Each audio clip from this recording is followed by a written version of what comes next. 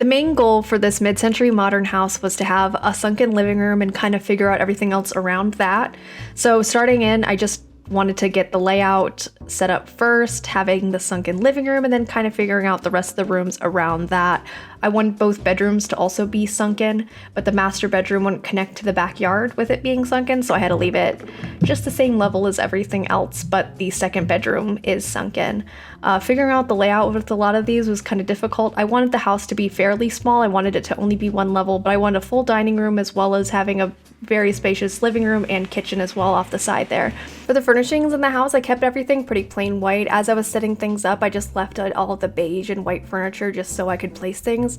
But as I started placing more and more furniture, I liked the look more of it. And I'm not really a modern house builder in The Sims, but I decided to go with the look just because I liked how the accent color looked with it, and I decided to go with this teal color that you can see in the kitchen here with the microwave and with the refrigerator, which I really like, and it's found it in a lot of objects in The Sims 4, which is nice. It's about the same shade. It doesn't match in all rooms, but matches enough that I like how it looks. The original color idea for that was the TV stand in the living room.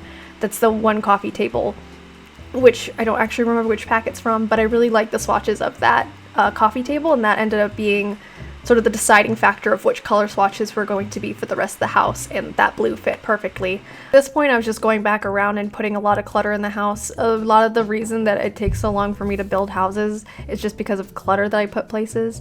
I ended up squeezing in a little extra office in that little nook there by the back door.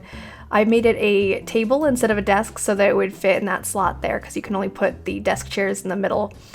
For the backyard, I wanted to do something a bit different than I normally do. For backyards, I normally just throw a couple sun chairs in there and call it a day, but I wanted to do something a bit fancier and have a sort of setup with the pool and the hot tub. Ended up putting a deck back there, which you'll see in a little bit.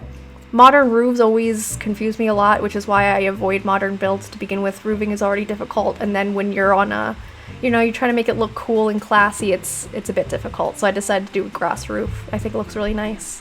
The deck in the backyard ended up really looking nice as well. I wanted to have multiple levels, use the platforms again.